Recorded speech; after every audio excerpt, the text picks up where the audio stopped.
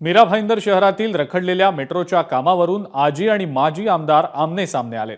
Narendra मेहतांची 7-11 company मेट्रोसाठी जागा देत नाही असा आरोप गीता जैन यांनी केलाय।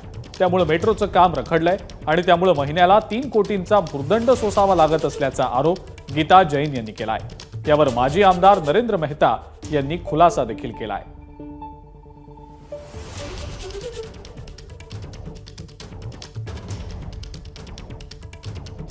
बघा, जो माणूस नेहमी सांगतो मेट्रो मी आणली, मी माझी आमदाराबद्दल बोलतीये, त्यांची कंपनी 7-11 आता दावा हे करतीये का ज्या नाळावर काशीगाव स्टेशनची सीडी उतरवायची आहे ते आमचं आहे। भूसंपादनसाठी कमिशनरनी 6 महिना आधी लेटर दिलाय, काय जबाब ते देत नाही।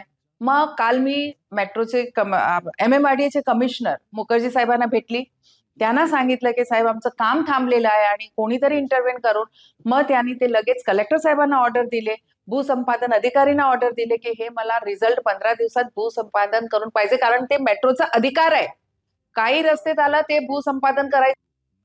या जाग्या संदर्भात मीरा भाईंदर महानगरपालिकांना 7 पत्र दिले की आपली जागा एक राहील।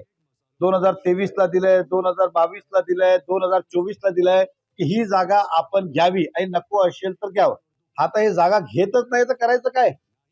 द्यायला तयार आहे ती कंपनी, पण मुद्दामून आमदार मॅडमनी कमिशनरवर दबाव आणलाय की तुम्ही त्याचा मोबदला देऊ नये आणि घेऊ नये, आणि त्यांना असं वाटतं की मी खोटा बोलतो, तर त्यांनी त्यांचंच वकील आणावं, त्यांनीच जागा नक्की करावी। 7-11 कंपनी तिकडे येतील, जागा आता 1 मिनिटात देईल, 1 मिनिटात, दुसरं क्षण लागत नाही।